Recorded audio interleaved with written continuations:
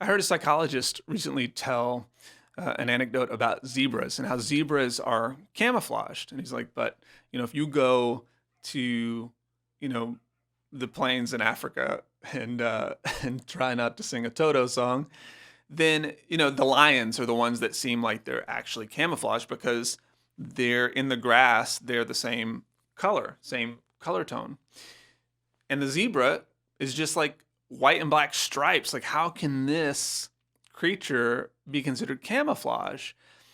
And then he goes on to explain that they really camouflage against themselves. And these scientists were out doing a study on zebras. And what they would do is look at their notepad to take down some data and then look up at the herd and look back down and then realize, like, was that even the one that I was trying, like, I don't even know if I'm looking at the right one anymore. And so to remedy this problem, they would put a red dot on the back of their haunches or tag their ear, like we do cattle. And what they realized very quickly is that these were the zebras that were killed and eaten by the lions first. These are the ones that died.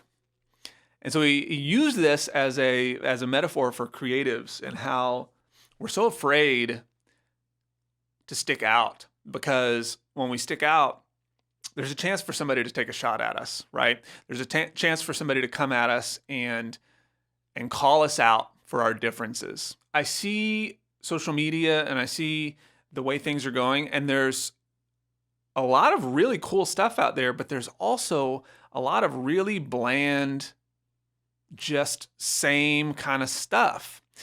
And I understand it. Like, we're all copying to try and figure out how to do it right instead of trusting the process. Like, our influence, trying to use that influence to build something, there's nothing wrong with that. I'm not arguing against that as a thing. But what I also then see is when somebody gets some sort of success, quote unquote success, aka vanity metrics, more views, more subscribers, or whatever, from this thing, kind of blending in with everybody, they think that was right. They think that was the right thing to do. And then 6 months, a year later, they're frustrated because it's not what they actually want to make. It's not what they stand for. It's not what they believe in. It's all just because we're afraid to stick out. We're afraid to do it wrong. We're afraid that somebody's going to judge us. And you know what? I don't want to be a Debbie Downer here, but somebody's going to judge you. It's going to happen, right? Somebody's judging you right now for not doing it. Somebody's judging you because you've done it, and it makes them mad, right? But what we know is that when we say what we believe and we show up as our authentic selves, we attract the right people. It may not be as big of an audience, but I guarantee it's going to be the right one.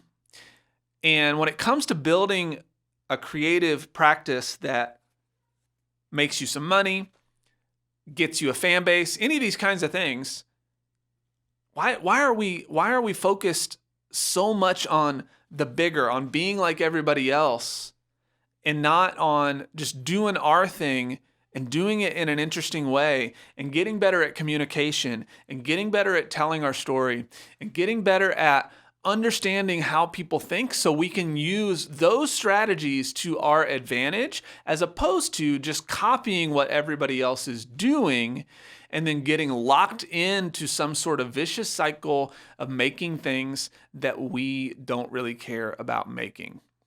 Now, that isn't everybody, so I don't want to lump everybody in, but I do want to say that this is something that I think about a lot, and it's manifested itself in me somewhat. I'll be releasing a guided meditation video if I haven't already, and that's really scary for me because I'm like, but this isn't about meditation. But I'm like, but meditation is about me. It's about so much for me. Spirituality and the idea that I believe that you are called to be a creative person. Like, I think that your intent as a human being here on earth is to serve somebody well with the thing that you're good at. Like, truly, I believe that. The fear then creeps in when it's like, okay, but I'm going to stand out in the wrong way.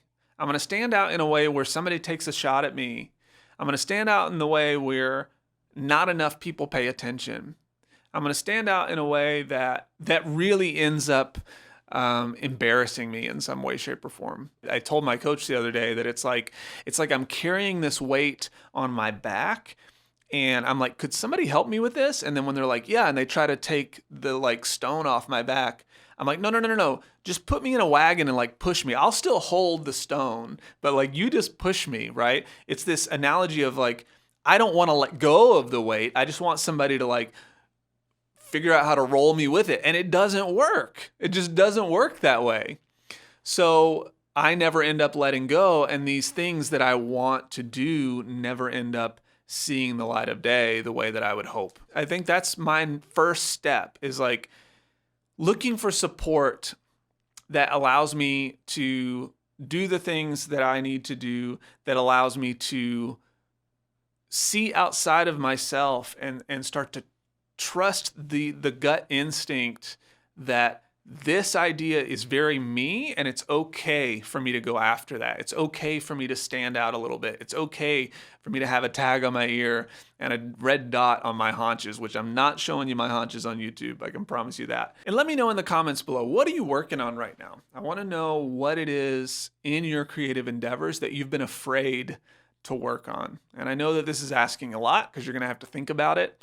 And that's not the nature of what we do when it comes to YouTube. We want to just ignore it and move on to the next video. But I want to press in a little bit and say, if you're watching this and you're actually thinking about what I'm saying, let me know what you're afraid of doing this year, but that you're going to try to do anyway. So one of the ways that you can start to stand out in the right way is to have your person in mind.